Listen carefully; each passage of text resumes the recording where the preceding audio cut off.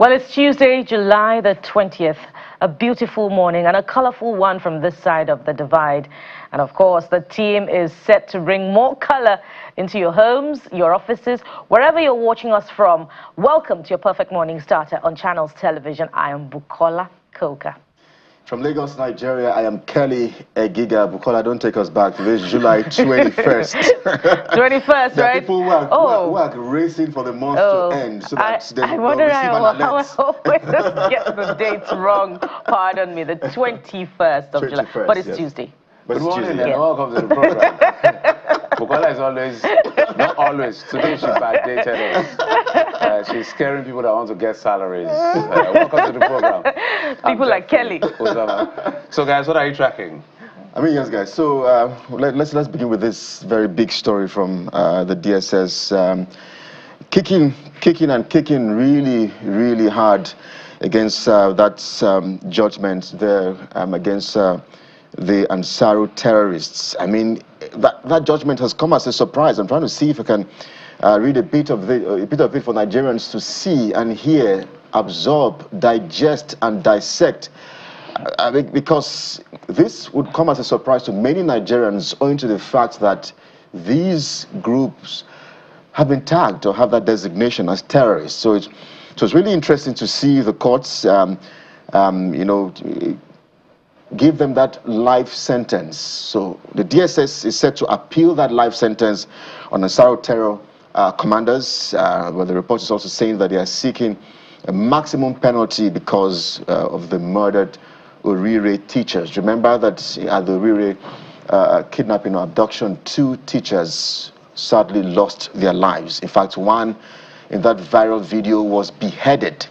And so that's why the DSS is having to appeal this. The duo, you see them there on your screen, they were first paraded in July 2025. Their arrest marked the most decisive blow to Ansaru since its emergence as a splinter of Boko Haram. So I am totally in support of this. The DSS really needs to appeal this particular judgment because I'm not sure how the family of those who lost those teachers would take this kind of judgment. Lives were lost, and then you want to give them, a life sentence to just be, in prison. We know how these things work. We've seen jailbreaks as a result of having these kind of people in our prisons. It happened in Kogi. It happened, I think, in Abuja. So I think in Kogi as well. I can't remember now. So and if you also tie that to the fact that these guys were asking for these commanders to be released. That's why they held these pupils and teachers captive. Then this indeed is not justice. So the DSS, I believe you have the support of many Nigerians to appeal this judgment as soon as possible. And that's why some of us, when the Minister of Defense recently said, shoot on sight, don't wait for any, once you see a terrorist, shoot on sight. Some of us are in total support of that decision because we have gone through this path for too long. We've seen insecurity play out in the north, in the south, in the east, in the west. We cannot keep going on and on and on like this as a nation. So for me, I'm totally supportive of the DSS appealing this particular sentence. Bukola.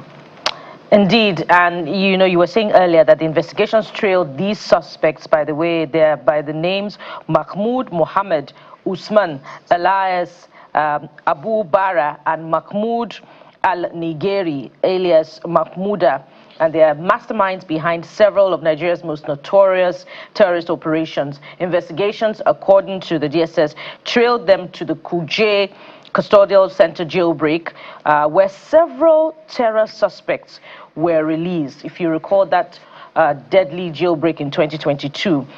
Also in 2019, investigations linked them to the kidnapping of Magajin Garin Daura Alhaji Musa Umar Uba, the abduction of the Emir of Wawa, and numerous other attacks on civilians, security personnel, and critical national infrastructure.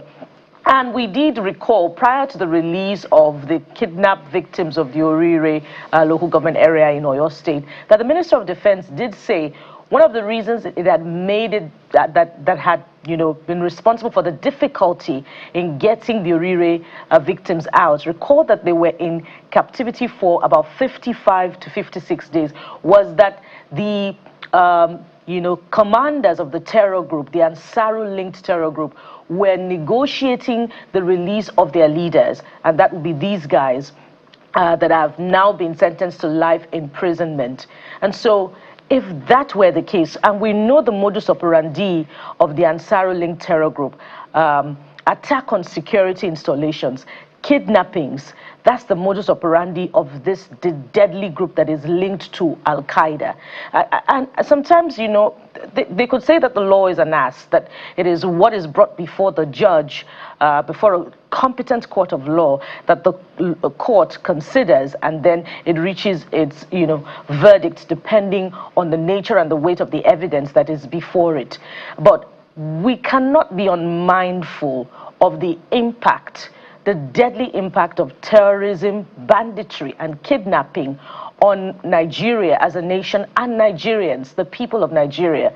These people have rendered many Nigerians fatherless, motherless. They've made many children become orphans. Schools have been shut at different times in many states of the Federation as a result of terror-related activities. As a matter of fact, I recall the other jailbreak that you were talking about, the one in Kogi State, Kotonkarfe, and after, 2022, and for much of this administration, before what we now consider to be the different and more resolute approach to tackling insecurity, that these terrorists had been running riot in the north central, in Kogi, in Kwara. You can recount the number of, kidnappings, activities that we have seen. And I recall one of our conversations with the Commissioner for Information in that state, where I asked that could this higher rate of crime that we're seeing, kidnapping and banditry, be linked to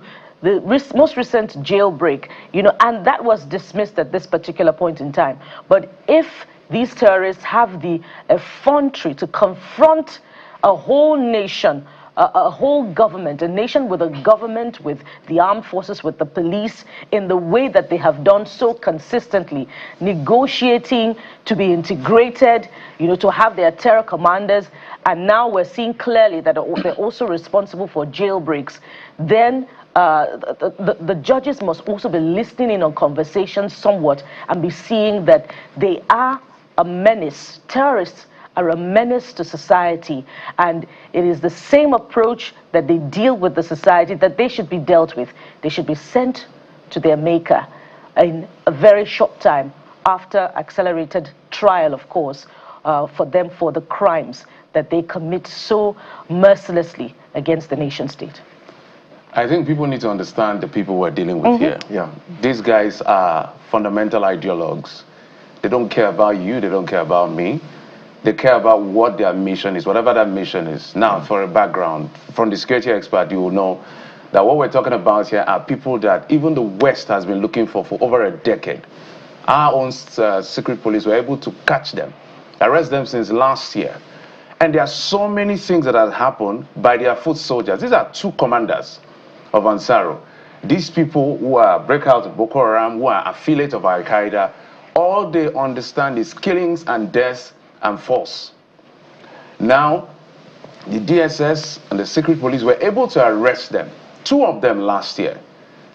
And they've been in custody, been on trial, and for whatever reason, they didn't change their plea. They've been looking for a way to get out of the custody of the Nigerian authority. Let me refresh people's mind. Orire, we literally were here shouting on the failure of government. Government is not doing enough. There are so many failings of government, and today is not the day. Now, these guys, what they did in Orire is unforgivable. Picked children, picked teachers, chopped off the head of a teacher. Because part of what they wanted to send as a message is release these two commanders that have now been sentenced to life.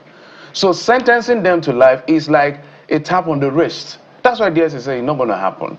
Now, we have a lot of things we can say about the government. We have a lot of things we can say about the security agencies. But on this one, we totally agree that they must get the capital punishment. If you kill by the sword, you will go by the sword. The law is clear as far as, well, I cannot tell the judge, we cannot tell the judge what to do. That is why the only avenue is now to appeal this case, because the secret police is saying, you need to understand what these people have perpetrated. Orire incident is one of them, and it's still fresh in our mind. Those children have been rescued, but the man did not come home. The children of that man, the wife of that man, they will live with the trauma of what happened for the rest of their lives. Those are some of the videos, even those of us who are journalists, wouldn't want to ever see again.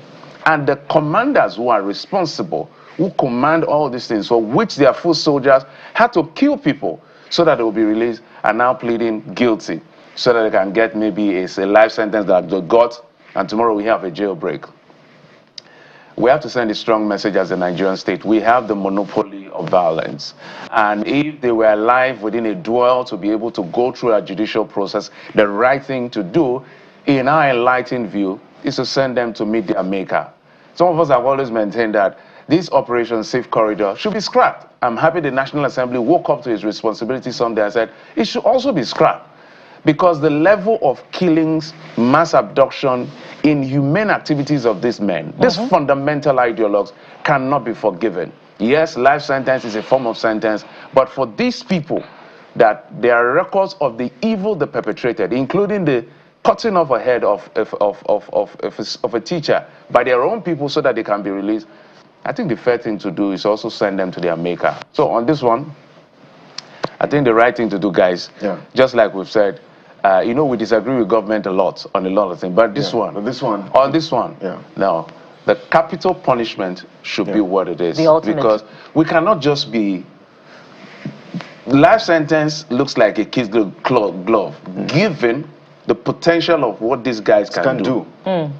Jail, even while in jail, they can coordinate attacks. Yes. In fact, I'm sure that by virtue of them being incarcerated since May, June last year, the government has been able to prevent some, because they are the ones that plan and coordinate all of these abductions. Absolutely. So they are these are not people that were, these are fundamental ideologues. So that's why we should support the state. And Jeffrey, recall that, you know, I talked about them being, their modus operandi being attacking, you know, security installations. And this year alone, recall the number of generals that we have lost. You know, we can count about and retired generals as well. Retired generals that we have lost. You know, if we added General Arabi Abubakar to that list, and if investigation trails the Ansaru group to that, then we can say that they are somewhat directly or indirectly linked to these killings. And so if they have also impacted in any way negatively on our fight against insecurity, in the killing of our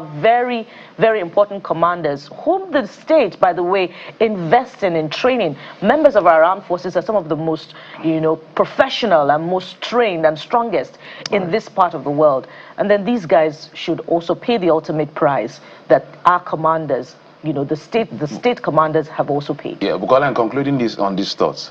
These guys are so dangerous that the UK and some of European countries, they've been looking for them for over 10 years. We got them. We finally got them, and you want to hand them a life sentence? Nah. No way. Let the Court of Appeal do their work. Except they don't want to continue with it, but I think enough is enough. My prayer is that this 2027 election will be the last time we'll be having an upsurge in insecurity because of politics. So first, there are foot soldiers, then there are commanders. The next phase we're expecting for the security agents to go after is maybe their political class in and out of the country. We'll get them. Those financing them. The Nigerian state will not be a free-for-all place for terrorist activities. It's not going to happen. We'll take a break. We'll be back after this as we bring you the daily. Stay with us.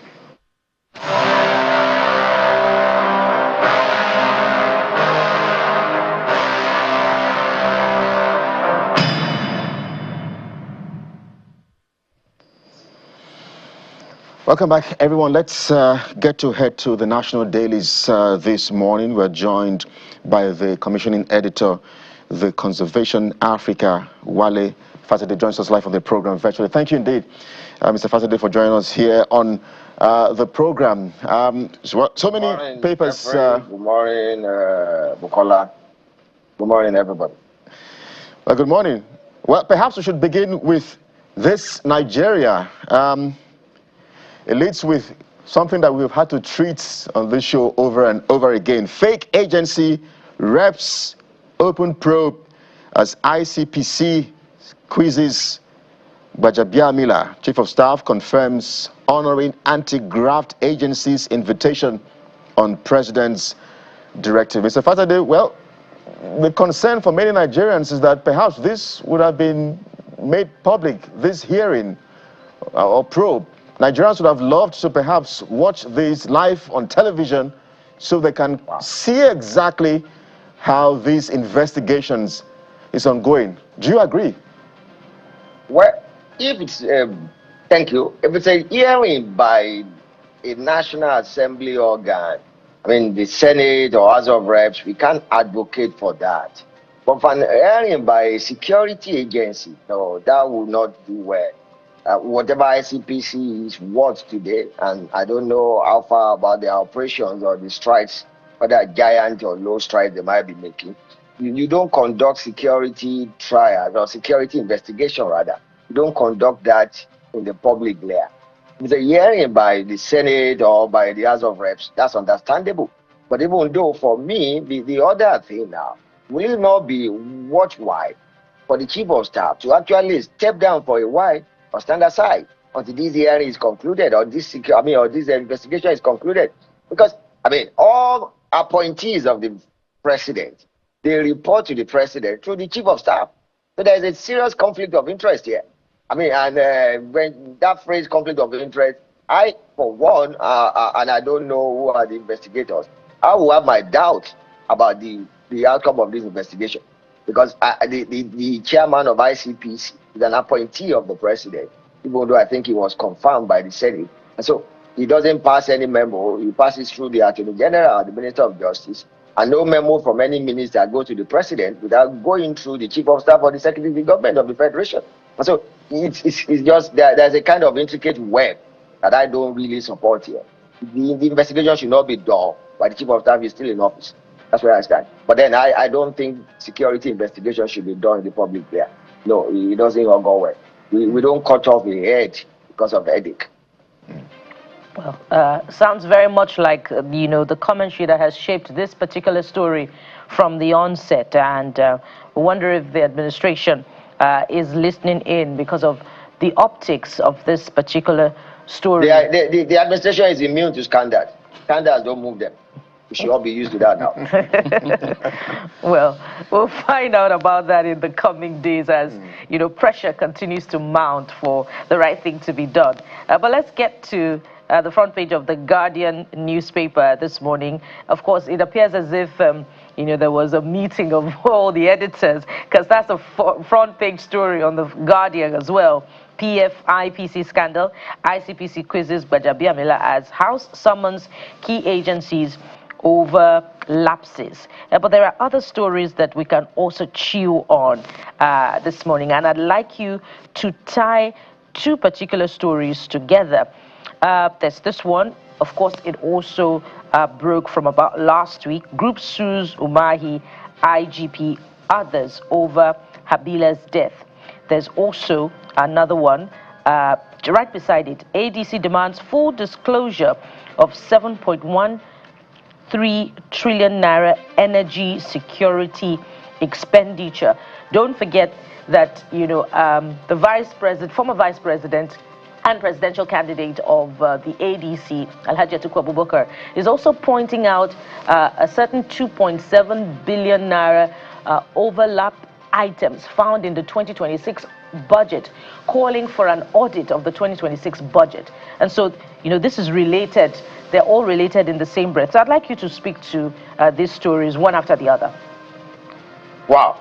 Bukola, you put me in a tight corner. Because really, when you see all these figures flying around, those of us who are not too friendly with figures, you begin to wonder, how come our country has not actually collapsed? Now, you can call a budgetary item anything. You can give it a cognomen or any heading. That does not still remove the fact that money has been spent. And I want to start with the so-called energy security expenditure. What does that mean? You told us, the President Tinubu, I mean now, on May 29, 2023, no more subsidy. And it was in the full glare at Eagle Square. And all of us are paying the price. As at yesterday, a liter of petrol in my axis has gone to about as much as 1,300 or 1,400 per liter. And we understand. So what is this energy security expenditure again about? The government, as in the federal government, must come out clear and clean to Nigerians on what this expenditure is all about. And granted, politicians, all of them they can play politics, they can call a bad name in order to hang it or whatever. We understand that. But the government owes an explanation on that. And then there's another whatever billion that you mentioned. You just get confused. The billion, trillion, what's happening? I don't want to believe and I don't want to think that that's what the federal government is doing with our loans that they are collecting on their behalf. That's what. The other one on our Minister Umai, and you discovered that even the police that should have been giving us regular briefing on the investigation, how far they have gone, we don't get to hear from the police. And if not for journalists like you and I who have kept this on the front burner, I think our Minister of Works actually want to walk through or walk away from the scandal as it were. Again, as I said, the administration is immune to scandal. You see scandal left, right, and center. We just had, was it last week or was it last week, an ambassadorial nominee who had a plethora of cases surrounding him, who actually have been accused of multiple times now of sexual harassment. That's the person that will represent our country. So you just discover that it's like an administration of people with scandals trailing them, and it seems as if the more scandalous the appointees are, the better suitable or more fit they are for office. So I think we need to come through about that. The other one, I think I missed, you raised three. So I think I only spoke about two. Please remind me, what's the third one? Well, a group is suing the IGP and I believe the Minister of Works over the death of... Oh, that's public interest. That's public interest nurse. litigation. Yes. That's supported. Please let them go ahead. Because we really should know what happened to that young woman. We should know. We deserve to know. The anonymity of death is something that's how a senior of mine put it some time ago. That when people die, we just allow that they died. And that's all. But thank God for Sahara reporters and colleagues who are keeping this on the front burner. We need to know what really happened. Now I hope nobody is listening to the family who allegedly said they don't want autopsy. No, it's a matter for the state to decide, not for the family at this level. Yes, interesting perspective you brought, Mr. Fasade, and I don't know whether we need to use legislation. You know, the law says, I don't know whether we need to, Bukola and Kari will tell me that we don't legislate morality, but morality is about honor. And I don't know where honor... But we can legislate ethical conduct. So we can legislate good conduct. I don't let know them leave Bukola and Kayode who are philosophers along that line. But I stand with you along this line that we should legislate ethical conduct. We should legislate good conduct. We should do that. Because it's very troubling to see. Back and forth, I was listening to the Senate President making that case about the man they say had sexual and nothing has been proven. Have they exhausted the case in court? So, for instance... The cases are still in court. For instance, Ifeanyi Okowa, the former governor of Delta State, is having a burden to go and clear his name over some allegation of 1-point-something trillion. But the man has a ticket. Now, I'm not saying he's just like the former Kogi State governor. Yeah, Bello. He has a ticket too. He has a ticket. And he's even trumping around telling people that he will show them. We're not saying they are guilty, but I just feel that sometimes if you have this kind of weight over you, why don't you wait it out? What if they ended up being declared guilty by the court? What does that say?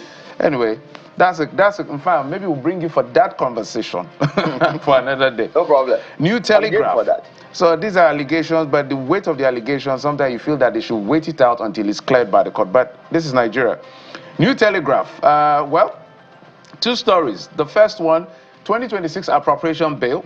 Northern Christians challenge FG over disparity in 8.05 billion Naira religious project. I don't know what a religious project is, so I'm trying to see alleged So they are trying discrimination. to, there is allocation for building mosques and churches in the 2026 budget. So I presume that is because that's the one that's been in the news for a while now. Why should the state be building mosques and Be churches? building mosques and churches. As a matter of fact, why should the state be involved in pilgrimage? Religion is a personal affair. Anyway, anyway, so but on top of that story, just below the nameplate, you can see Fayoshe. Tinubu appoints Fayoshe as my people are laughing. Guys, calm down. REA chairman, Bindawa head, NSIWC, 24 orders into 10 federal agents. Are you surprised that Fayoshe has finally? No, I'm not. He's been hanging around President Tinubu. As a matter of fact, at certain times or certain moments, he had actually professed more love for President Tinubu than Tinubu. So this is not surprising. And you see him propagating the gospel of APC more than the PDP, whichever faction he belongs to, that he still claims to be a member. So it's not surprising. But again, you seem to ask the question. There's a principle called the principle of 5, which tells us that the 5 closest people to you, when we examine them critically, we can predict how your life will turn out in the next 10 years. You start to wonder again the kind of people all under the guise of politicking that our president attracts to himself. Well, Mr. Wale, Very strong words. these are really very strong words. Maybe it's because Mr. Fayoshe believes that, someone from the South should be president. I mean, I don't hold brief for him or speak for him, but it's not more Yoruba than me or Bukola. And there are many other Yoruba people across the globe, or Nigerian citizens for that matter.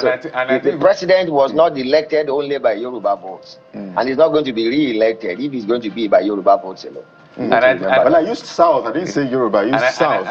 Oh, you used South. Okay, Yes. so that means that should include people like you, too, and Jeffrey. We're not politicians. Okay, it should include people. I don't know your home state, but it should include people from Rivers of Jeffrey. So, I also suspect that Wike may have played it because he's a very good friend of yours on Wike, and Wike is very close to the because I. So that means Rivers is represented. Wike is a member. Wike is a member of the APC in spirits, but in body is a member of the PDP. We wait for Edo there to be represented. But Mr. Fatade, I wonder if you're looking at the big picture beyond the humor of this particular story.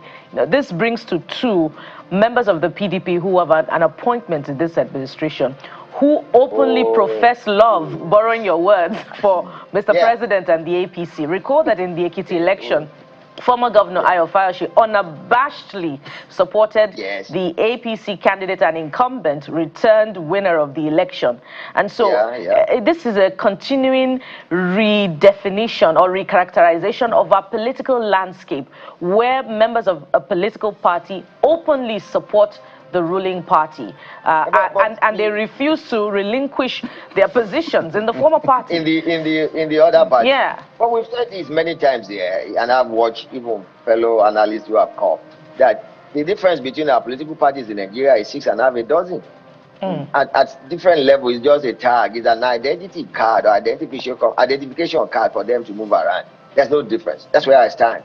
I mean, there might be a pocket of 1 or 2, and those little, if I'm sorry to refer them, those smaller parties in terms of their population, that they are not yet pronounced. Maybe they are the ones that are different. Because otherwise, have you seen our politicians espousing anything different? They keep on making the same mistake. Now, look at the kind of sitting the National Assembly has had, or Senate especially, on different issues. You rarely see non-APC senators walking out. Or fine, sometimes once in a while they raise their voice, but they don't do anything. What you are is that we are going into what is what they call the committee of the House, and then they send out journalists, they send out non-senators, and after that they come out and they keep smiling. they are not espousing anything different. So it might be done in a way, somebody playing what the Yoruba phrase we call kosheku kosheye, which they refer to bat, but actually bat is a mama. So you are neither here nor there, and it works for them. And I don't think it is going to stop, because what could have stopped it would have been if the people in power, they ostracize these ones, and they just put do not touch on them. But they ended up fraternizing with them and carousing with them. So we are not going to see anything change. And you see Nigerians supporting this, that it's just politics. It's not played by Puritans. It's only all manner of people should come. It is what it is, and that's why we keep getting what we are getting. Mr. Saturday, well, some would say it's a game. You have to play to win and not lose. But we saw the final of the World Cup. A player got red card. So when you don't play the game according to the rules, you'll be given red card. Well, not in politics, in football, yes. But let's take a look at no, you use the analogy of the game. That's why I'm saying the Vanguard. Before we let you go, Mr. Saturday, the Vanguard newspaper, just at the bottom there, I want you to speak to this because it's official. 2027, Kwankwaso confirms written one-term agreement with Obi. So it's a one-term ticket. The last time a president said he was going to do one term, Mr. God rest his soul, Muhammadu Buhari, he did 2 terms. In this part of the world, I'm not sure just how we get to keep to our word when politics and power and influence is involved. Do you believe that Mr. Peter Obi will indeed do a single term if he does become president? Wow, you are putting me in a tight corner. I don't speak or work for Mr. Obi, but we can only speak based on the antecedents or the precedents that we have seen. And just as you said it, Mr. Kwankwaso is an experienced politician, a House of Reps member, former senator, former minister, former governor. I'm not sure there's any office, and I think he actually started as Kano municipal, whatever, local government chair. So he has been everywhere. But I'm sure he himself knows better than all of us here, those of you in the studio and me now, and a lot of our viewers, that look, that arrangement or that agreement is not cast in stone. Politician will always be politician. I bet it, if Mr. Obi eventually becomes the president, right from May 2027, or in fact June 2027, there will be a group of citizens ask for Obi's second term. And they will be campaigning vociferously. They will be so strident and loud in their campaign that no, only Peter Obi can do it. Remember, just after he's sworn in, so Mr. Kwankwaso should know that that is not cast in stone. And I won't be shocked that if he himself come 2027, that's if their party wins, he will be the one that will be leading that my principal will do better. So we need more 4 years to consolidate whatever we have started. So I take that with a pinch of salt. Yeah. That's me. So before we go, I think we have some more time. Staying with the Vanguard, I would like you to speak to this borrowing. Nigeria's debt figures exaggerated. That's according, I think, the Minister of Finance, coordinating Minister of the Economy. Senators lament non-implementation of the 2026 budget. So I think I saw an excerpt of what they were saying about. It talked about the president met 80 trillion. The valuation of the naira added some, I think 20-something or 30-something trillion. And then the ways and means that was securitized because it has accumulated interest, under the other administration, also pushed up that number. But I don't know whether it gave us exactly what this current administration has actually borrowed on its own. What do you make of the story? Well, and I'm speaking out without the benefit of the full story. I hope the minister actually provided what the figure is. And I hope our colleagues that were at the event, if they were allowed to ask questions, would have reminded him of other things that perhaps he left out. But the senators lamenting that 2026 budget has not been implemented, I don't know what to do. All of us, they are not senators. They are the ones that have the instrument. The Appropriation Act said no money should be spent without it being appropriated by the National Assembly. And so if you have that, what you have done, if your law is not being obeyed, if the law is not being followed, they have the instrumentality or the instruments now of calling the recalcitrant people into order. So if they are not doing that, why are they complaining about what we can actually not permit? They are just playing to the gallery. That's all. I'm not impressed by that. And no serious Nigerian should be impressed by that. You are the senator. The appropriation power is vested in you. So how have you guys done that? But why are we shocked? We've seen the principal officers of the Senate actually being more cheerleaders for the government, the executive, than they should be. So I don't think there's anything that will come out of that.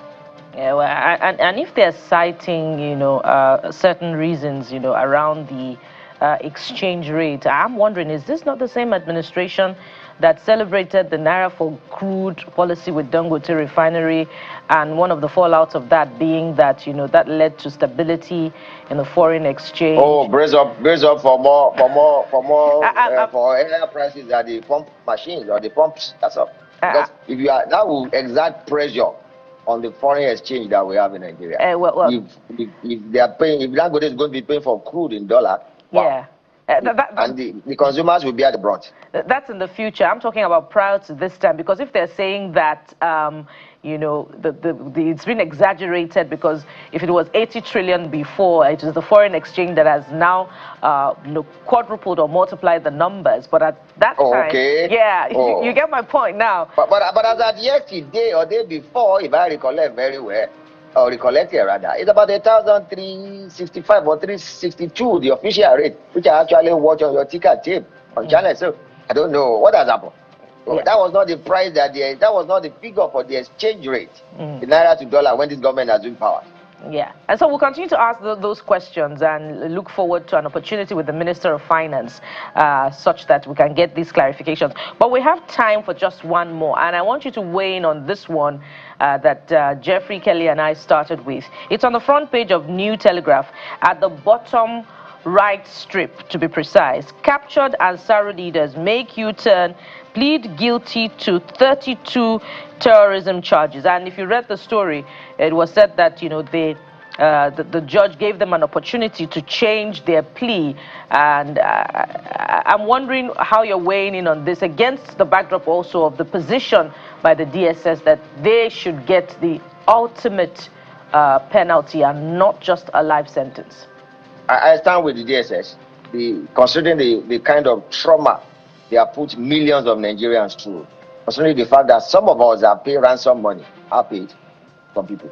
I mean, considering the fact that many people have lost their loved ones, and considering the fact that a lot of our security agents have paid the supreme price, the DSS should appeal that. Because, you know, the fear for me, and with the kind of circumstances that surround us in Nigeria, who told us, or what tells us, that if these guys are kept in jail for life, some of their fellow comrades will not get into those prisons and spring them out again? That fear is palpable for me. And I mean, when you look at people who came out, the kind of post-traumatic stress disorder that they are battling with, wow, some of them will bear these scars for life. So you want to start walking around? No. They can repent between them and God, but then we must ensure our own justice here on that first. Indeed. Well, we have to leave it here, Mr. Wale. I'm sure many Nigerians will indeed agree with your submission about the fact that, you know what, let's handle it here when we get to heaven. No, God can do his own part, no problem. We're not God. His own part. But let's anchor here. Mr. Wale Fatade is the commissioning editor, The Conservation Africa. Thank you indeed for your insights on the program this morning. Conversation Africa, just so that it's not conservation, conversation. Oh, conversation. Yeah. Yes. Thank you. Well, apologies for that. You're welcome, no problem. Yeah. All right, well, we're done with the national dailies. It's time now to begin our conversations right here on the Morning Brief. We're back in just a moment. Please stay with us.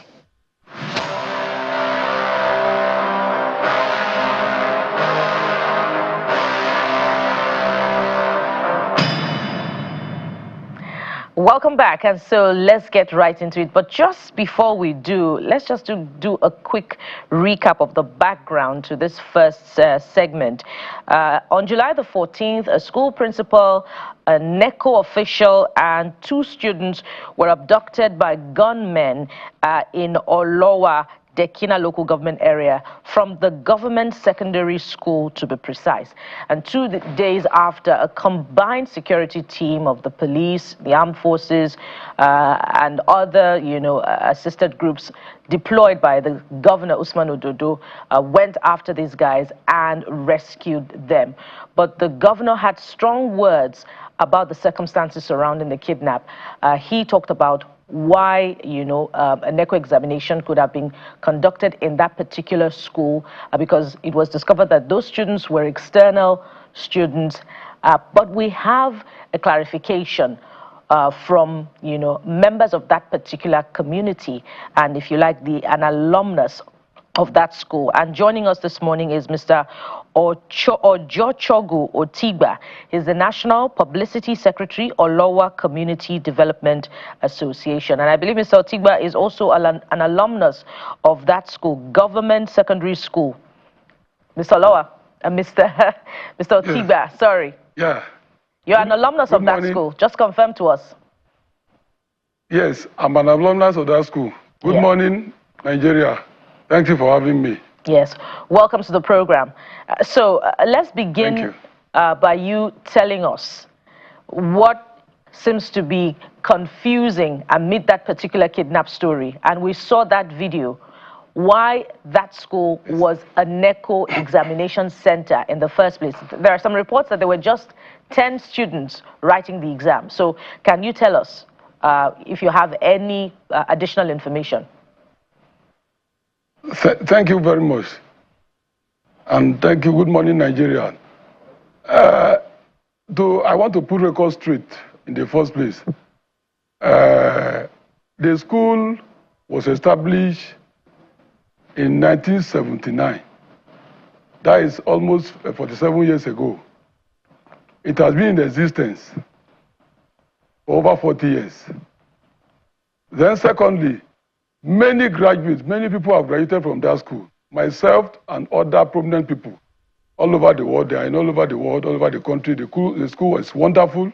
It has made so many great people in this nation.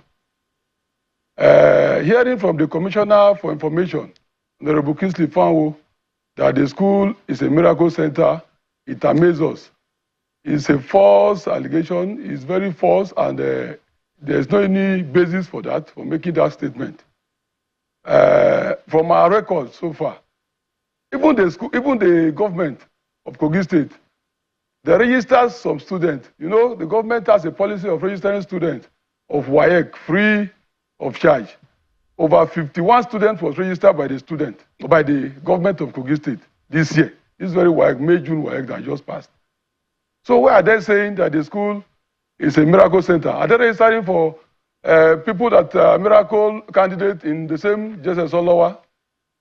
JSS Olowa, the only issue with JSS Olowa, sorry, I digress a little. I wanted to thank the governor for his, I want to applaud him for street interaction and rescuing those guys and the two students and the NECO supervisor and the principal, Elder Daniel Yada, though he's still answering questions in the police custody. The commissioner is digressing from issues. The school has been dilapidated. There's no government presence in that school for years, for over 15 years now. So the issue of saying, coming out today and say the school is a miracle center, we were surprised. It's misplaced priority. That statement is condemned in its entirety. There was a kidnap or terrorist attack in Eluka, Ijumu local government. I think recently, in his own local government, in his own village. Why didn't he classify the school as a miracle center? And what was going on there? So we have come here to refute his statement. You can see the dilapidated structure on ground. And they are saying the school is in forest. No, it has been overgrown by bush. Because there's little or no activities in the school. Because of what? Because there's no government presence, no money. It's even alumni that even renovated one of the school, one of the structures, a block of 5 classrooms, through our effort, putting ourselves together.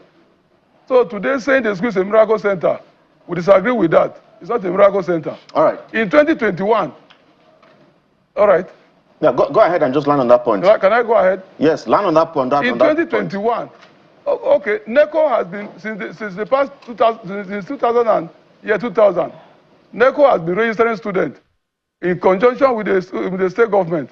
So we have never seen where the school has been labeled as a miracle center. And the student has been performing very well, including some of us. Thank you. All right. So, because you are an alumnus of that school, I'm not sure how you can insist that that school is not a miracle center. Do you go there during the examinations to observe? How are you able to know that the school is not a miracle center? All right. I am from that village, one, that very community. Secondly, can you hear me? I've lost, okay. Secondly, I am the publicity secretary of Olowa Community Development Association. So I'm sitting here on a double portfolio. I go to the village regularly. Last 2 weeks, last 2 months, I was in the village. As this kidnapping issue happened, I was in the village. Not only will I say the school is not a miracle center. Does a miracle center, how do we even classify miracle center? I didn't been there, I was saying it's external students that are registering, which is not even correct. Those students came to the school, they have passed through SS1, SS2, some have started from SS1. The only thing, we don't have the population. We know that because of what? Because there's no teacher. You understand that we have only what we call it, 3 or 4 teachers. The rest are auxiliary, which are being paid by some of us and the community. Only 2 teachers in government secondary school or lower. The school that was prominent in Benue State. Then, Commissioner for Education came from Benue and said the school is super, GSS super. Dr. Mrs. Fena Yantu. It's in the record. The school was one of the best. It has hostels, it has dormitory, it has many things, it has security, that is state employee security. Laborers, driver, messengers. But we don't want to go back to that. But today the school has lost all those glory. It has become a shadow of itself. So we are pleading with government. This happened, what happened gave us the opportunity to request from the government to take a second look at secondary school within the state, most especially Kogi East. There are many schools that are in deplorable condition. This is the only surviving government school in Bridal District. It's the only surviving government secondary school. If not within our community, our locality. We have community secondary school there. That one is functioning very well. But this is government secondary school.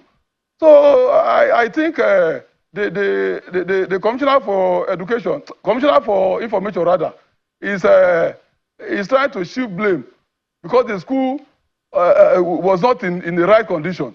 And they are seeing it in the whole world. Thank you.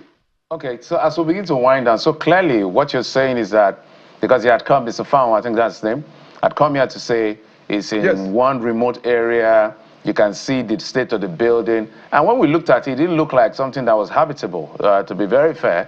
It says in one forest, but I'm happy you have come to say the government, maybe in your words, are lying, that this is a... So let's put the facts right. You're saying this school is functioning as at today. Is that what you're saying, for a fact? Very well. Very well, sir. For a fact, you're saying that what we're looking at on this screen, people go there for classes every day or whenever school is on. When school is on, people go there every day. I just told you the only challenge, there is no teacher. How will students come to the school without teacher? So we have our population is not all that much. All right. Students go to where there are teachers. So we have only 3 teachers. Imagine 3 teachers. What's the Mr. Elder Daniel is on level 17. He's a level 17 officer under the state government payroll. Mr. Solomon Audu, the invigilator that came for supervision, is on level 12 officer. He's a level 12 officer. Also is on the payroll of the state. So is the state government also paying miracle principal or miracle staff? They have exam officer. Yeah, this is an interesting perspective. First, we're grateful that the persons involved have been rescued. So that's out of the books. Now we're talking about poor infrastructure in that area in Kogi State. So this is up to the government to respond, because he made us believe that that is one forest, one remote village, and not in use. And those pictures from those of us who are watching on TV can clearly feel that that's the truth. But what would you want done as soon as possible? Do you want him to retract what he said? What exactly do you want? Yes, I want him, because I think it's a misplaced statement. I want him to retract it, because the same incident happened in his own village. And it's the same government secondary school, Eluka, in the Jumu local government. And students were writing WAEC as well, not NECO, during WAEC. I did not classify that one as a miracle center. That is one. Then 2, we are pleading to the government to take a second look at government secondary school or lower. because the school, we have written several letters, and truly you have seen it. The pictorial evidence have shown, even the video. Your sister station came there, News Central. They saw everything. So the school has been dilapidated. No, it's not habitable. It is through the cash crop that is a cashew and other crops that are there that the principal used to even buy herbicide to spray, because no laborers, before we have laborers that are cutting the grass, but now no laborers, nobody. You understand? But there are students, but just that we have few students now because there's no teacher. So we are pleading with the state government to still come to our aid to revamp the school. This is the school that has its glory in the olden days. Has graduated many students. They are doing well in all over aspects of life. Including your humble self. Including myself. You said the school was established exactly, including myself. In the 70s, right? In 1979. In 1979. In 1979. Then we were in Benue, yes. You said there are no teachers currently in that school. As we speak, we have 3 teachers, 3. Just 3 teachers? Only 3. Yeah. But there's 4 auxiliary that was employed by ourselves. That is the alumni. All and right. the classroom that you saw there, it was rehabilitated. That is a four classroom. No, yes, this very one. It was rehabilitated by the effort of the alumni 5 years ago, 2022. And so that is the problem. These officials that you identified, they are under the state government's payroll, Kogi state government's payroll. Yes, Mr. Daniel Inyada is on level 17. It's under the state government payroll. Okay. Mr. Solomon Musa is under the state government payroll. Somebody Inyada is on level 17. Okay. The reason I'm pointing out this is that the Kogi state government will need to respond to these very important issues that you have raised, because if I recall clearly, the impression we were given is that this school has been shut down. Now, very quickly, NECO has also issued a statement rejecting the Miracle Center tag that the state government has given this particular incident, saying that it was duly, the examination was duly assigned to have held at Government Secondary School Olowa Dekina. And from what you have said, the Alumni Association appears to be hands-on in assisting this school, to continue to stay afloat. So how come there is a disconnect between the state government and NECO? Why doesn't the state government know the number of schools where an examination as important as NECO is taking place? The state government, the only disconnect here is that if the state government wants to know what is happening, they're supposed to liaise with the Ministry of Education. The Ministry of Education has not come back to refute what we are saying. The Ministry of Education, that is Kogi State Ministry of Education, they are aware that JSS Olowa exists. It's not a miracle center. That is one. Let that fact be laid. Then the second thing, NECO, that is the failure of the state. They are supposed to know the numbers of students that's registered. They are supposed to know if the school exists through the Ministry of Education. So I think you people can as well invite the Ministry of Education, Kogi State, to debunk what I'm saying if the school is not in existence. You are getting me right? So, but our own plea, we are not here to challenge any government. We are not here to challenge Kogi State government. Alhaji Usman Ododo, His Excellency, is trying. But we need his attention to revamp the school. We have made our own effort. We have written so many letters. I didn't mean I'm aware. I could have come here with evidence of our letters received. For them to come and take a second look at this school. So it is not something of today. But pardon me, I wonder if I've asked this earlier. Do you have an idea of the population of students in this school? No, I don't have the idea of the population. Because yesterday, I tried to call the principal. The principal is still in police custody. Yesterday, they came to the school and they checked. Even the police was amazed. They didn't know there's anything existing there. But when they saw the structure, another dilapidated story, now say, so school is still existing. How are they calling it Miracle Center? So I couldn't get it, but because I couldn't get the principal, I'm still with the police. They are asking me some questions concerning the Miracle Center. Mr. Otigba. By every level, this conversation has been very, very enlightening. It has brought to light the issues in that particular school, government secondary school or lower in Dekina local government area of the state. We would be inviting the Kogi state government to shed more light on the apparent neglect of that particular school, especially in the light of the circumstances of the additional details you have provided and that which NECO has spoken to. Mr. Ojochogu Otigba is the National Publicity Secretary, Olowa Government Community, Olowa Community Development Association. Yes, and of course, an alumni of Government Secondary School, Olowa. Thank you so much for coming on the program. Thank you for having me. God bless you. Thank you, Nigeria. We'll take a moment now. When we return, it will be time to talk about the petroleum sector. Stay with us. We'll be right back.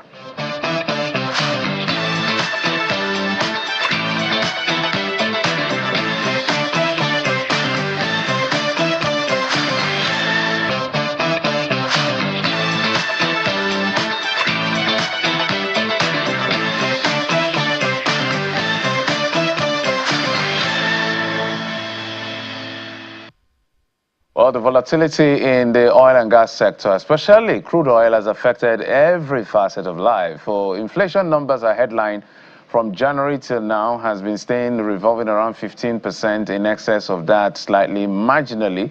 But food inflation, for instance, has gone by 100% from about 8% in January to about maybe 16, 17%. But that's not the focus. The focus is one of the biggest drivers of anything is PMS, is crude oil by extension.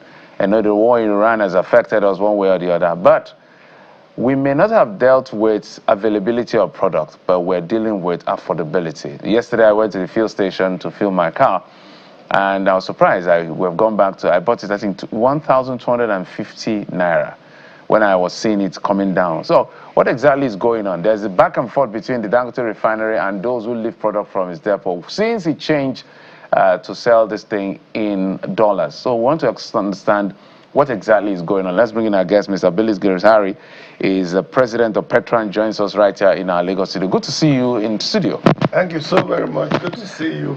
You look very handsome too. Thank you. Abukola, nice to meet you. Yeah. Good morning, Nigeria, and thank you for having me. Mr. Giris-Harry, what exactly is going on? People like Bukola have been at the vanguard of ensuring that. Because I used to make a case and said, when it's high margin, high volume, tight margin, and then when it went to almost $120, we saw an astronomical rise in the price of PMS. So when it came down to 70 or close to 70, we didn't see the commensurate reduction in price. While we're trying to argue about that, the price have gone up again and everything.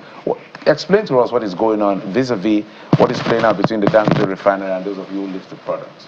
Well, I don't think we should just be that direct and specific to just Dangote refinery. It's a global situation.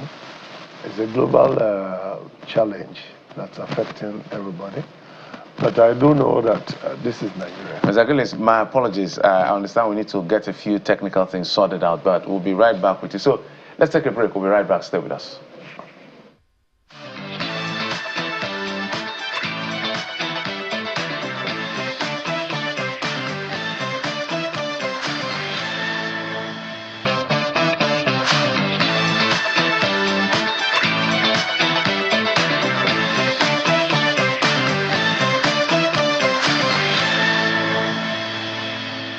Welcome back. We have Mr. Billy Giris-Harry, the president of Petra. We're talking about what's playing out that the price, besides the geopolitics that's playing out in Iran and Israel and the US, we have our own local problem here that has to do with selling the petroleum product in dollars. On the other hand, whether or not the retailers this time are lifting product. Mr. Giris-Harry, we read the papers where there has been a back and forth about lifting products in the refinery. Help us explain what's going on. Well, what's going on is that we have a situation, I wanted to situate it properly because Pricing challenges is not just local. It's a global, it's an international issue. There are a lot of international components that make it, that way. When the prices went up to $100 and above, because prices reflected. When crude oil prices came down, don't forget that in that same Strait of Hormuz, the number of vessels that were passing through were very few. And most of the vessels that passed through there were already laden with crude oil that was purchased at $100 and something. So that fact is never being discussed, and that obviously will affect you. So the challenge is not just only in Nigeria. I'm sure you heard President Donald Trump talking about retail outlets, discussions and pricing, and you also saw President Putin of Russia. So two world powers all talking about petrol price and retail outlets also became a discourse. So Nigeria was not going to be an exception. Incidentally, what Nigerians will want to know at all times is what's going to be beneficial to them. And I do understand that. And really would like that to be the situation if all things were normal and everything was going well. All things would have been normal if we had multiple refineries refining different kinds of refined products. In this case now, we are now boxed into just one refinery that is refining. And we are talking about, supplementing the product availability by importation, and that also is having some kind of, disagreements from the same quarters. So for us as retail outlet owners, we are the ones who are the last end of the value chain of distribution. We are the most critical last mile, and we do the best we can to ensure that we serve Nigerians effectively and efficiently, because that is our covenant. When I became president in 2020, that was what I swore to. And my members and those who lead in this sector have consistently kept that vow. But our situation is we buy, we sell. So we can only we can only sell what we buy. And we can only sell at the price that is convenient, not so convenient for us, because I would be happy if our margins were far higher than what we're getting. But we're getting margins, imagine investing money to buy product at 1,200 naira, and then you're having just a margin of about 7, 8, 9, 10, 11 naira. And then you now talk about the cost of logistics. Thank God that NATO is always there listening to us and cooperating with us. NUPENG and PTD always there, ready to serve and collaborate with us and ensure that Nigerians have product. So then suddenly we have our massive refinery infrastructure, changing prices at will, and we are not so bothered about that because it's a deregulated economy. But the changes, even in pricing, whether it's going up or it's coming down, ordinarily supposed to be what should be accommodated within the stakeholder community, focusing on the benefit of Nigerians, on the benefit of the ordinary man on the street. Because regardless of what we sell, it comes back to us. We also buy in the same market. We also pay the same transportation. So we don't always have the privilege of having our own cars to ride. And even if we have to drive our own car, we will still also buy fuel from another retail outlet that's different from our own retail outlet. So the situation we have now is where suddenly one morning we woke up and found instructions not to pay for products in Nigerian naira. And that, personally, I find very difficult to understand, and I consider it a little bit of a absurd decision, business decision that is made. Because when the depot owners, where we now buy our products from, go to the refinery to buy products in the US dollars, are you expecting them to sell in Nigerian naira? Because they must struggle to get the dollars to buy. We do not have, we don't print dollars in Nigeria. And Central bank is not there all the time to give us dollars to buy whatever we want. If we wanted to do that, then if that was available, then we would have been importing products or buying different kinds of things and be able to help us do our business even more efficient, because we know that there are countries, there are businesses, there are traders willing to give product to us, especially petrol, that we can negotiate. But we don't have access to funds. So now, the depot owner when you buys say funds, you mean foreign exchange? Foreign exchange, yes. Okay. Yeah. Now, the depot owners are going to sell, and then, God forbid, that they also come up with the same decision to say, okay, look, we bought in dollars, we want to sell it. So, if that happens, and we also go and struggle to get dollars to buy product from the depot owners, then we're also not going to be selling naira. So that means one single action has dollarized the whole economy of Nigeria. And so these are some of the things I thought that should be considered by any one of us in the value chain distribution, whether they are refiners or they are importers or they are depot owners or they are logistics companies or they are marketers or they are retail outlet owners. Right. So we all need to be able to do what will be able to help to work with. So the scenario, just 1 minute, the scenario is we want to patronize Dangote Refinery because it's a very big blessing for us as a country. It has created that very critical need of availability. But affordability is also very, very critical. And that, I believe, can always be done by stakeholder discussions and looking at the Nigerian public as the ultimate beneficiary, while we make our little profit and then continue, because we can't sell at a loss, just to make it clear to you. Well, Mr. Gilly Harris, so many questions in my head, but look, why is the oil and gas sector in this part of the world such a complex and complicated sector? Is this how it is in other parts of the world?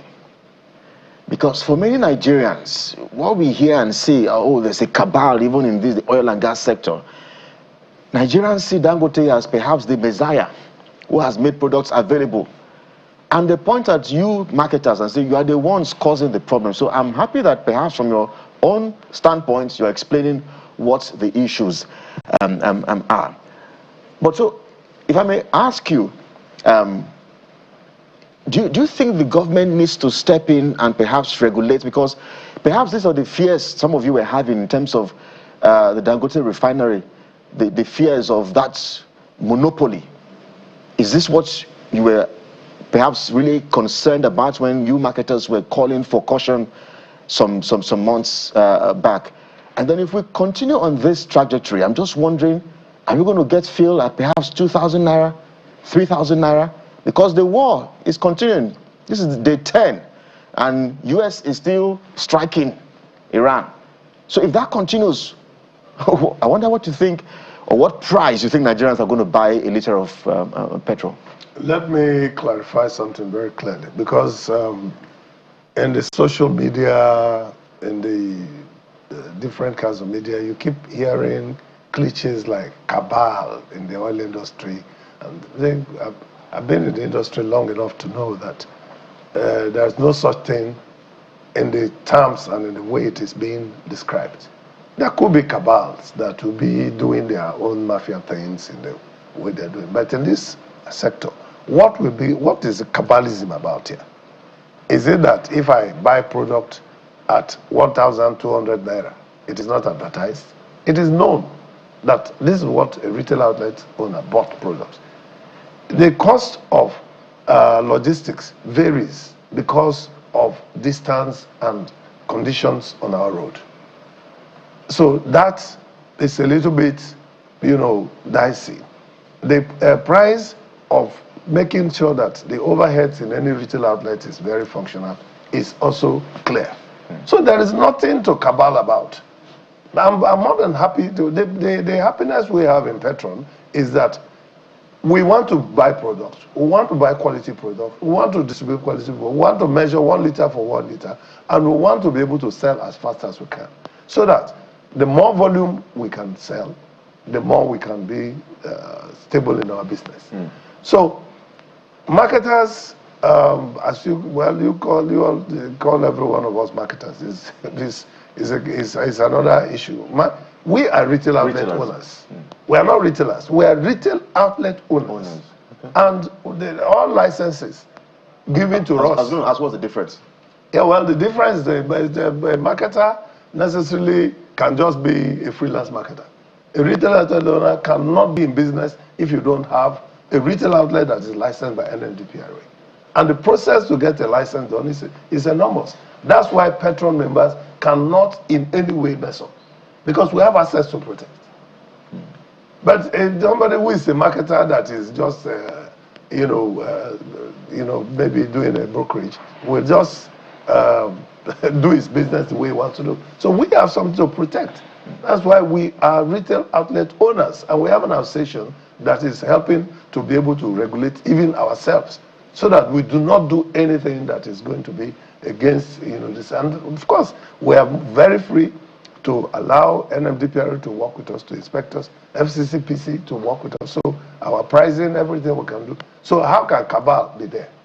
So I think that is a word that is used to just deflect the realities on ground. And I believe that now that is clear to you. What it is that we want to buy product from Dangote and want to patronize it. Because that is a saving grace for Africa. In fact, even for the world. Because just imagine that we have another 3 or 4 refineries like that in Nigeria. Look at the size of unemployment that will go out of Nigeria, and the kind of businesses that will be done. Because refined products, anywhere there's a filling station in this country, go and check. Very soon you see everybody using gas.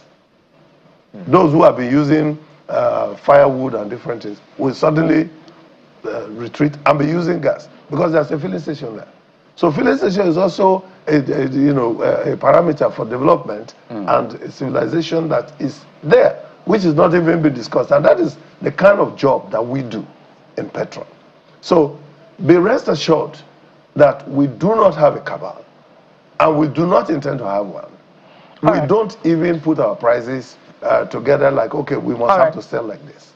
We do what the market determines.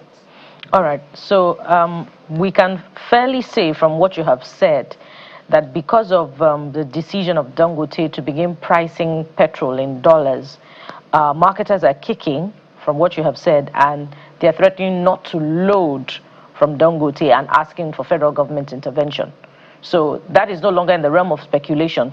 That is actually the case as we are now in petrol pricing. I want you to confirm that before But the thing is, there's been suspension of sales over the course of the last 6 days. By Dangote. Okay. Because nobody is finding dollar to buy. Okay. So whether we are protesting or not, we've never carried placard on the road to protest, because it's our business. Okay. It's his business, by the way, and he has to run it efficiently the way he wants. But if I always said this, if I have a refinery, I'll be the one looking for retail outlet owners to work with. I'll be the one looking for depot owners to work with. I'm not going to make it difficult for anybody in the stakeholder value to be there. In fact, the fact that I have a humongous investment of that magnitude, that refinery must work. Imagine 6 days no sale. But can you say categorically that all marketers, all petroleum marketers are not buying from Dangote? We have not bought product in the last 6 days. Who are we? Is it just Petron? For all of us. Well, for Petron, we have not. My members have not bought. Okay, but you can't say that all marketers in Nigeria, Morman, Ipman, you can't say all of them have not bought from Dangote. But you can speak for yourself. I'm just giving you information in the industry. Oh, but you can speak. Petron is an amalgam of all the we are the grassroots. Okay, but it's a possibility that some other marketers are buying from Dangote as we speak. Well, take it from me that in the last 6 days, there's been no purchase of PMS. From all these categories that I have listed. I've just told you, I don't want to, but I'm just trying to tell you information. I just want it to be clear. So let me now proceed with my other question, which would be, what happened to import licenses that marketers were advocating for? Because I know that you have also said that there should be import licenses as well, such that we do not have, a situation where one, particular refiner monopolizes the market. So what happened to import licenses that marketers were advocating for at a particular point in time? Because there were reports that in spite of the fact that we have achieved a healthy refining domestic capacity, that petrol was still being imported into the country. Well, let me situate this properly so that we do not, just ask questions on speculative basis. Now, if I have 650,000 barrels of crude oil refining capacity, and I have it, and I'm doing just say 80% installed capacity. Can you imagine the size of refined product that is going to come out of that? I should be rushing to sell to everybody at a price that's affordable. That's the price because it's a volume-driven business. And then also have the opportunity to export, which is what, because Dangote Refinery is actually in an export processing zone. And that's one point that is so salient, because it's also exporting. All right? Now, we have the refining capacity that's been done. And then we are not able to have products in the frequency and the size that we want. What will you do? If those small imports were not coming, we could have also run into difficulties. So what we want to state clearly is that Dangote Refinery himself is exporting product to the US. At least you read about one cargo. You also read about its exportation to Saudi Arabia. So imagine the size of refining in these countries. Its export did not disrupt the business there. So what is the difficulty? So let's put it. I want us to posit the challenge you've identified. So if we're wrong, you help us understand it. Now that there's no sale, is it a question of price? That's one question. Is it a question of price or the availability of dollars to be able to purchase from him? That's one question in one. Second so part, let's answer it one after the other. No, because of time, so they can answer all of them together. The second part is, I don't think we consume more than maybe 50 million or 40 million liters, back and forth in terms of Nigeria today. And with his own capacity, he should be able to satisfy the Nigerian market adequately, besides whatever is coming in. So wherein lies the challenge? Because I'm listening, I'm trying to find out what is the challenge here. Okay, first of all, we do not have access to dollars to buy products. So that answers your question. The other point is price. You have just assumed the size of consumption. We are working very diligently, in petrol at least, because we have a lot of people who buy product from us. So we are working very hard to also get our own database. And so we introduce what is called PCAC premise. Petrol Quality Assurance, Quality Control, Price Intelligence Monitoring System. And this is going to be helping us consistently to even help the Nigerian consumption database. So we do hope that at some point that our government... So we don't know how many we're consuming, is that what you're saying? It's just not possible for you to know if you don't have the data. How can we not know what we're consuming, Mr. Gilles-Harry? There's no way. Look, listen. It's not that difficult. No, it is. No, it is not. So let me explain to you. If I buy, you are a depot owner, and I buy from you 1 million liters. She's a refinery owner. I buy from her 5 million liters. He is a trader. I buy from him 1 million liters. How many days does it take for that to be sold? But we bought it one day. So the only way you get that accurate report is to be able to balance the what is the lifted? purchases and then the consumption. Now we don't have that. Even NMDPR doesn't have that. NMDPR will have that because they have every single product that is lifted out of that place. But the consumption per day has not been established, because you have to be able to establish that size of product that was bought. Was it consumed? Did it get finished? Is it in the tank? We're totally out of time. The question is, what is the problem? The problem today is that we want Dangote to work with us in a way that will progress his business and progress us and to the advantage of Nigerians. If we are asked to pay dollars for product in Nigeria, we are dollarizing the economy, and we don't print dollars here. We're a Naira economy, and we should promote and strengthen our Naira. We in Petron will continue to buy from wherever source we have. For instance, in 6 days, no product has been lifted. Is there any queue? So you should ask yourself. So where are you lifting from? So, why are you buying perhaps from? that's why they're saying that the only reason we're having this row yet again is because of the challenge in the Strait of Hormuz. That the petrol importers had found their way importing petrol into the Nigerian market, and you're only holding Dangote to the jugular now because you have now found difficulty with importation. No, it's not that's true. why I asked what happened to the petrol That's import not- licenses You that can go and check marketers it. were advocating for. You can check your import records if there are PMS that have come into this country. Because you have to have an import license to come. And the import licenses that have been given since have not been renewed. Don't forget that there is a case that is in court. And we are talking about the benefit of Nigeria. So even that case should have been discharged and to the favor of the Nigerian public. So the fact is, when product is in any receptacle, any responsible petroleum product retail outlet owner will not want to hold it. We want to sell. And that is why you are still having products. But in the past 6 days, there have been no totally scarcity. You said, but in the past 6 days, Dangote has not sold. There have been no scarcity. So there's active importation going on. No. You cannot import product by smuggling. Every single liter of product you import must go through documented source. And there are so many levels of that documentation. Mr. Billis Gilizari, we're totally out of time. It's an engaging conversation. It never ends. We just want products. We want it to be affordable. We don't care how, at this point, I don't know.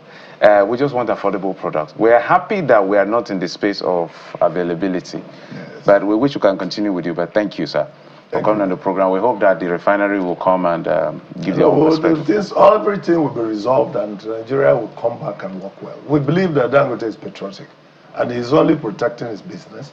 So somehow we will also come to understand that there are certain processes in business that help you instead of, thank you. Billy Gillis-Harris is the president of Petron. Thank you, sir. Appreciate it. Thank you so much for having me.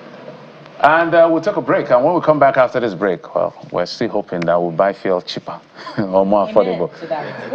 We'll be back to talk about Nigeria is not mincing words anymore. Our vice president representing the president was at the ECOWAS summit and made a very straight statement about joining forces with Ghana to talk to AU about the Afrophobia. This is the first time I'm hearing government using that word against Africans in South Africa. We'll bring in a diplomat to help us make sense of that conversation. Stay with us.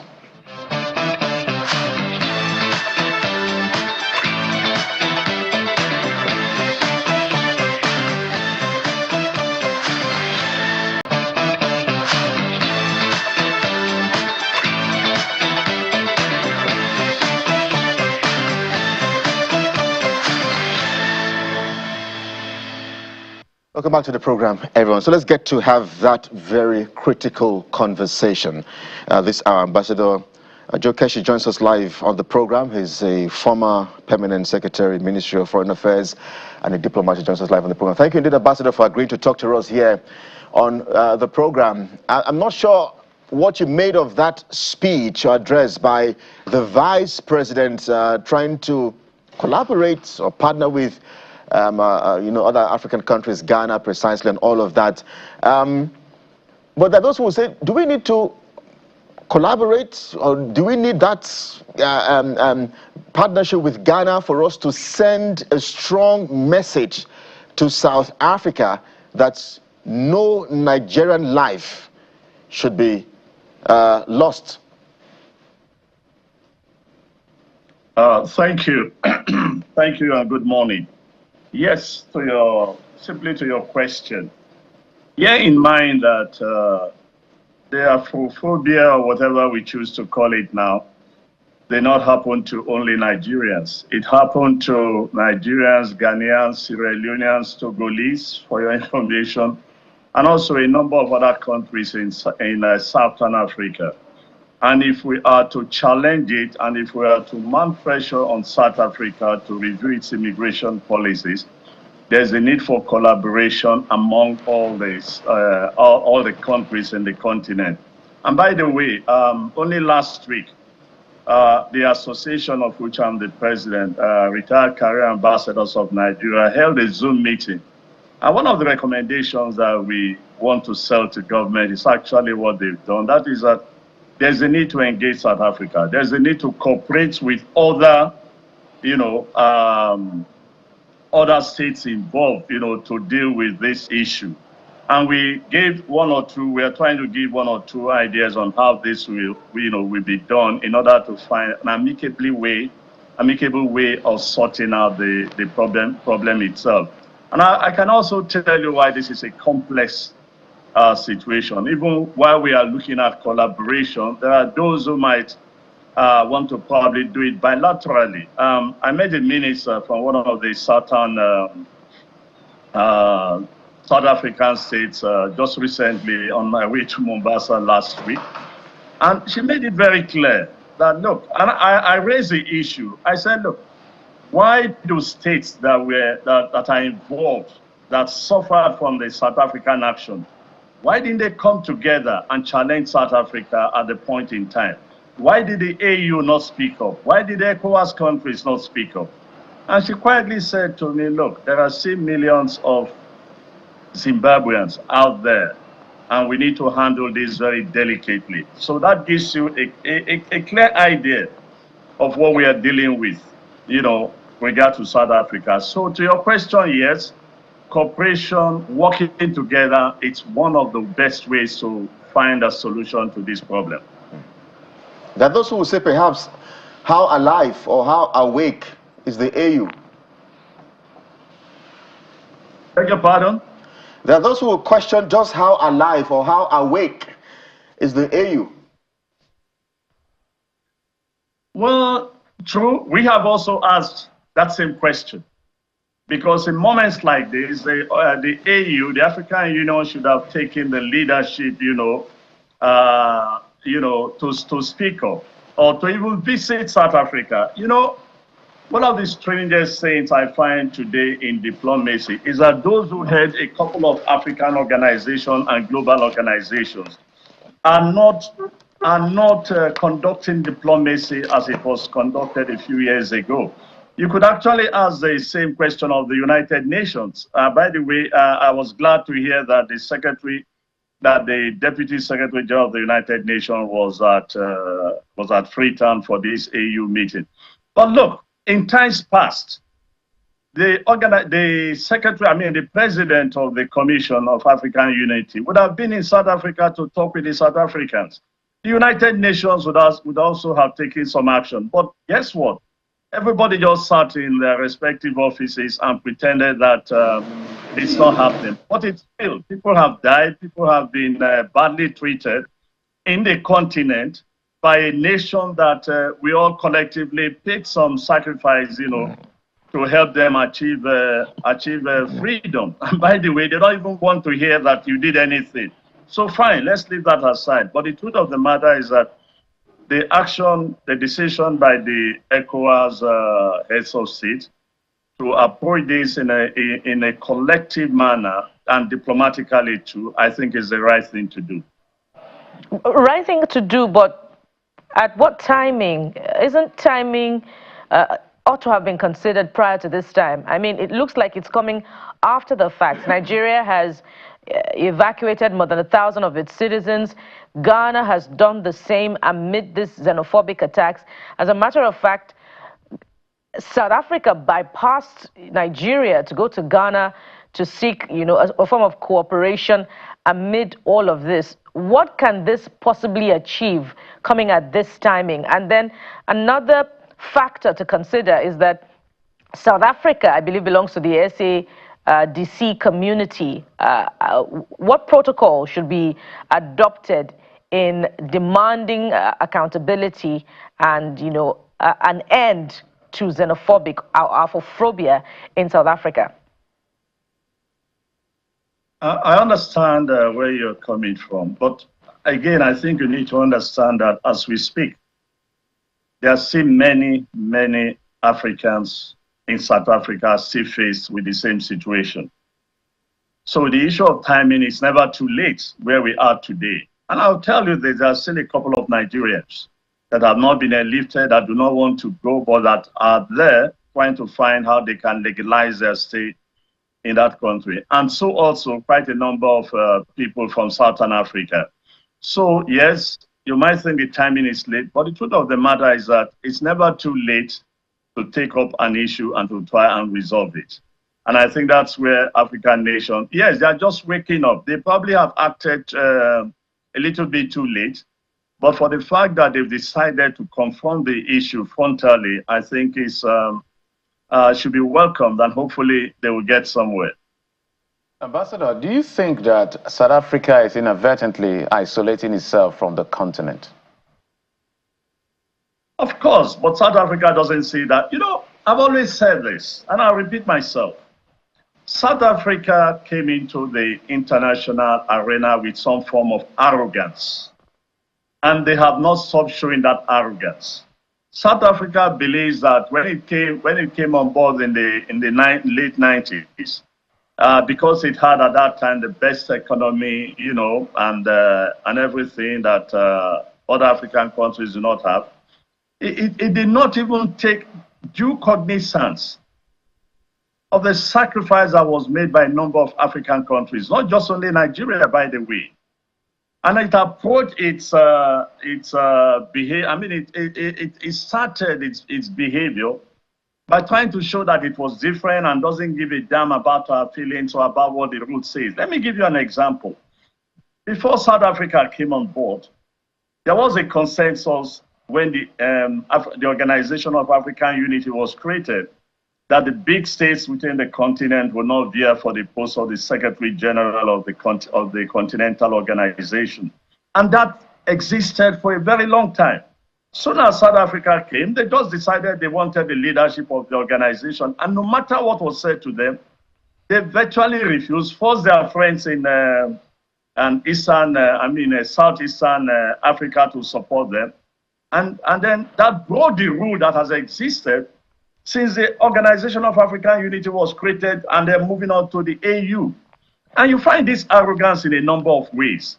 But now I just think that for them at the end of the day, I sincerely hope that the crisis, this is not, look, we need to understand what's going on in South Africa. And I just think that this is the beginning of a rather huge problem for the people of South Africa themselves. If they don't know it, they better think that a lot is going to happen to them with what they've done. Well, Ambassador, I know that we're having this conversation, but there are those who also perhaps question the character of some Nigerians and how we behave. For instance, there was a report as to a king being crowned, a Nigerian king being crowned in SA, which perhaps was maybe the bedrock of all of this, in this particular xenophobic attack. So, do you also think that was called to question? Do you also think that maybe perhaps when Nigerians go to some countries, I mean, you don't need to go create a king in another man's land? Is that also something we need to watch as Nigerians? Because Nigerians are spread across countries of the world. So how do we behave and carry ourselves when we get to those countries? I think I've been one of the most critical, given my knowledge and experience of how Nigerians behave in a number of countries, about the behavior of Nigerians. Look, I'm not sure you can do much about it. It's in our DNA. We are loud, we are noisy, we like show off. Even in this country itself, what do you think has fueled corruption? In Nigeria, for example, what do you think our behavior today? Look, the behavior we have at home is not different from the behavior of Nigerians, anywhere in the world. You know, when I was permanent secretary, I actually approached some governors to say, look, we need to have a conversation, so that we organize, seminar, conferences, to tell your citizens that when they are going out to other countries, they need to know how to behave. In fact, somebody, just after, I think it was channels actually, after I did a television interview with China about how Nigerians were being maltreated in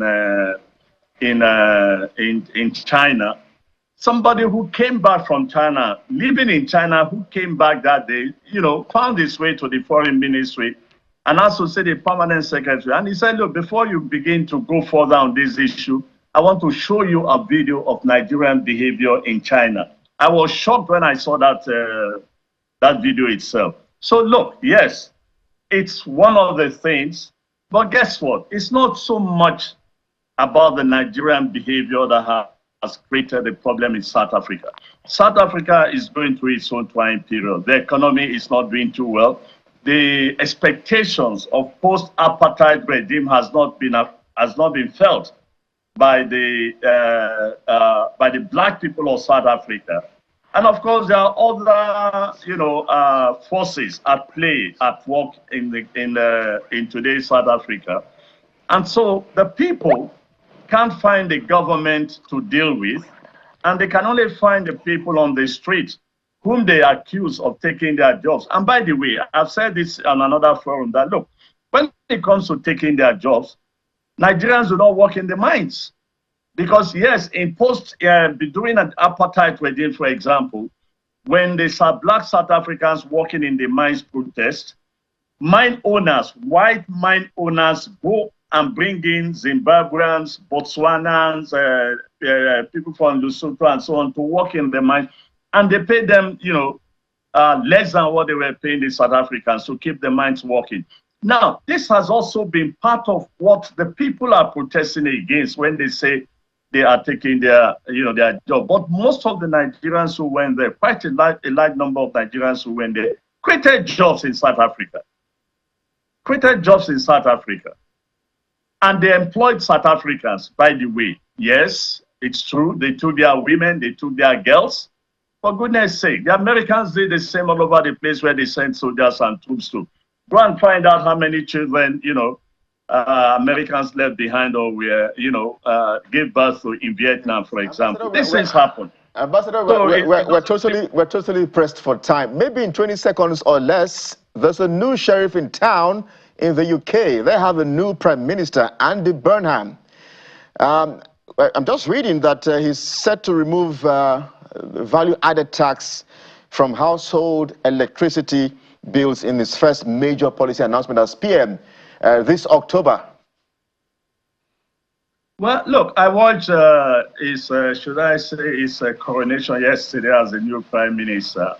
I'm also aware of the fact that he's the 7th of the 8th in one decade. I also find very interesting some of the promises he has made to the people of Great Britain. He's a politician and apparently an astute politician for that matter. He has selected some very good people into the cabinet, well-experienced people, by the way, those who have also served in previous Labour administration. My position is, look, when you listen to politicians, you have to carry a mental beware sign and wait to see what happens in the next couple of months. It's a fine place to anchor our conversation with you. Well, I'm not sure how many months it's going to last. Some would say, I'm not sure the last time I had a Prime Minister who did up to maybe 4 years. No, there was a Prime Minister that lasted 3 months. Yeah, 3 months.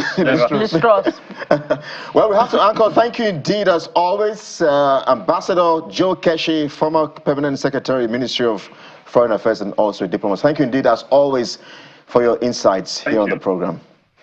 Thank you. Well, this is the morning brief, the final lap of the program. Jeff? Yeah. Bukola is supposed to take this back. Bukola. No. Let's bring in Austin. You have the honors. Have fun on my expense. We're at about 48 hours now since the finals was decided. Austin Okonakpan, our sports anchor and correspondent, was live at the stadium. I don't know. Maybe you tell me how much. I don't think Austin has a lot of money now because when I heard the amount people pay for that ticket. Let's bring in Austin. Austin Okonakpan. Good morning, Austin. All the great things, Jeffrey and Bukola.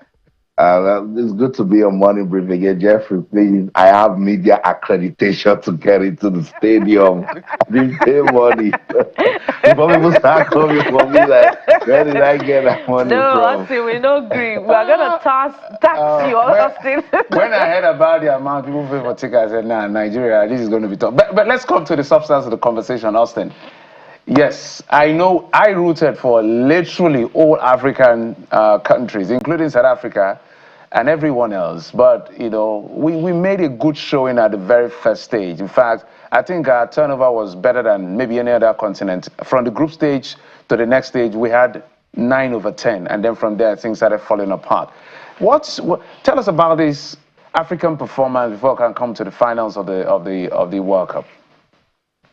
I think overall, as Africans, we should be proud. You said it, for us to have 9 out of the 10 representatives to make it to the round of 32, then it's something, you know, to look forward to and say we can improve with our football on the continent. But then again, how they now collapsed in the knockout phase now calls for a deeper reflection.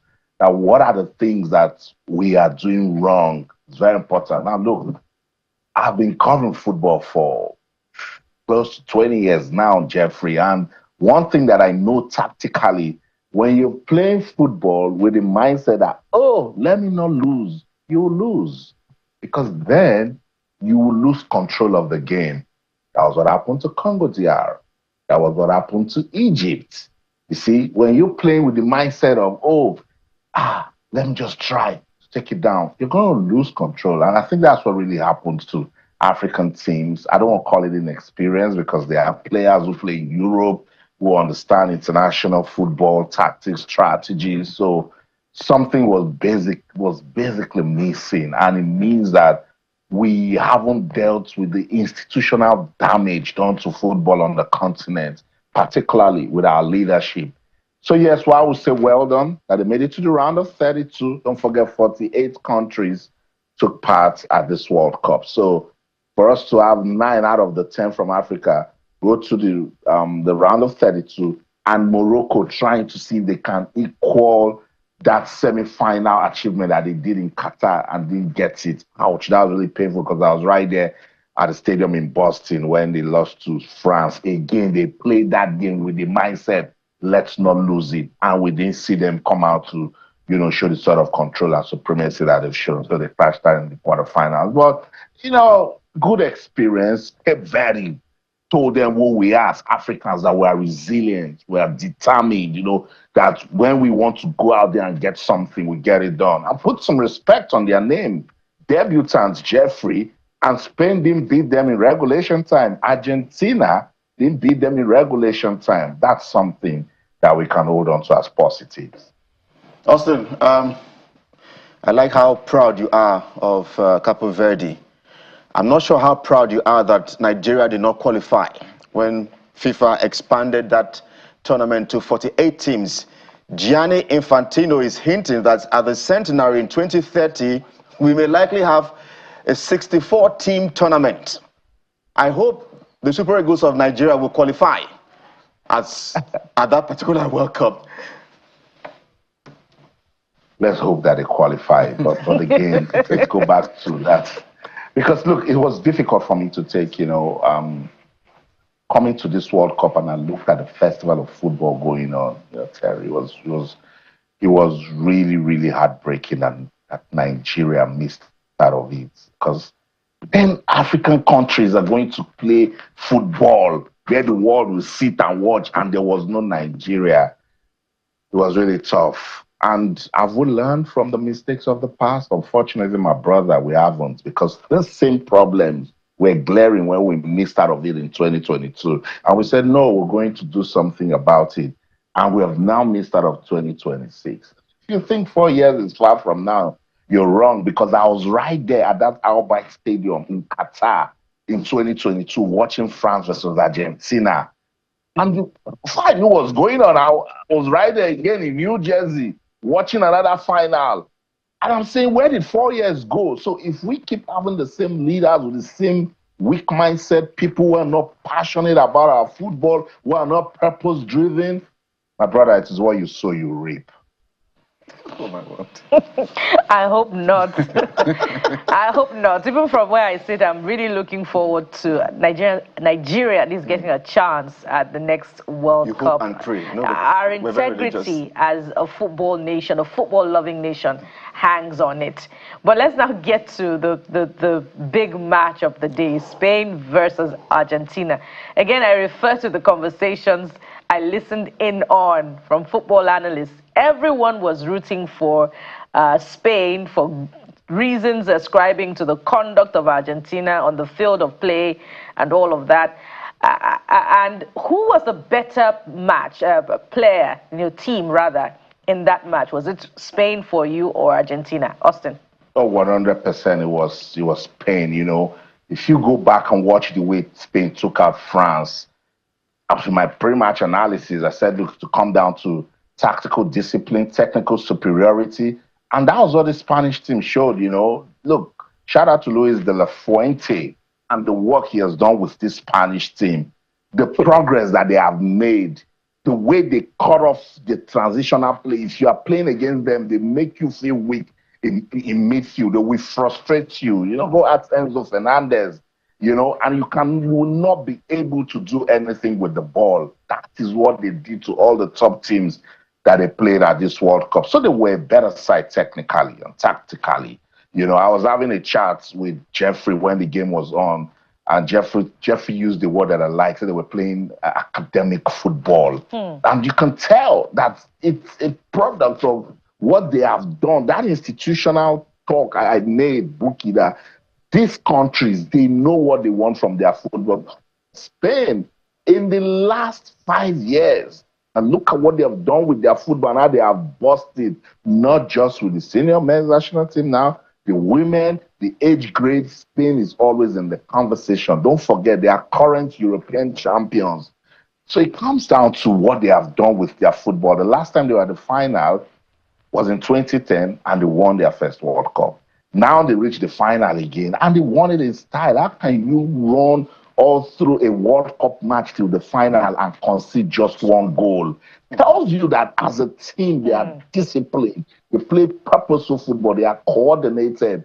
And if you see the way they frustrated Argentina, you could tell that, look, there was nothing. Messi wasn't getting the ball, and they had opportunities to even take that lead, and they were just, not converting their chances. So on the day it was Spain. The people who supported Argentina, they were emotional. It was just for Messi. Everyone was Messi. It would be good to see Messi win 2 World Cups, and then retire, and then Argentina doing the back-to-back thing. But Spain said, hey, come over here. Not today.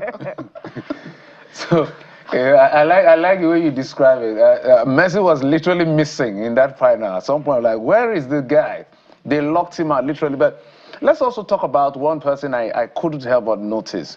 And this is because you cover football, you understand, you interact with our people in terms of goalkeeping. I watched, correct me if I'm wrong, the goalkeeper of Argentina. He was very brilliant with positioning. So you can see how many balls he stopped. Talk to us about, because it would have been worse for Argentina. Austin? Oh dear. Oh dear. Oh dear. Perhaps we can put a call through to Austin. Oh dear. I just wanted is brilliant performance from Martinez. I am totally angry that Manchester United, the football how club did Manchester end up here? Yeah, because they wanted to sign him at some point. The Argentine goalkeeper, Martinez. Martinez, yes. And then I just wish we had gone for that guy. He's he's got presence when he's in the goalpost. So, but again, Lamine Yamal, 19 years old. I could also see, thank you for bringing that up. I could also see an emotional Messi there at the closing ceremony. Perhaps his final World Cup. That was his final, and he didn't win it. He didn't win it this time around. But, it should be a mixed bag for him having groomed or having, carried Lamine Yamal. What do you guys think?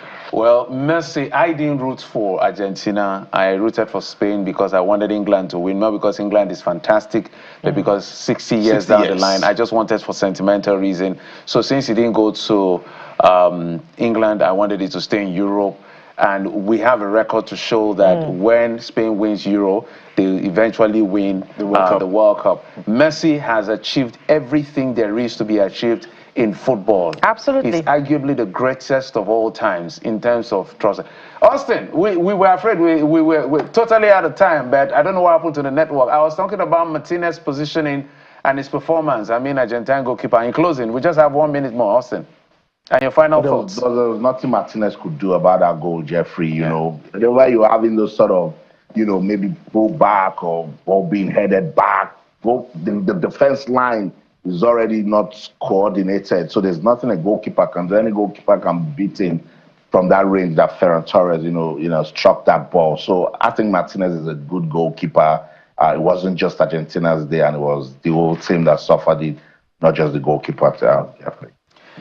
Austin, always a pleasure having you on the program. And safe trip back to London from the United States. Thank you for coming through as always. We appreciate it.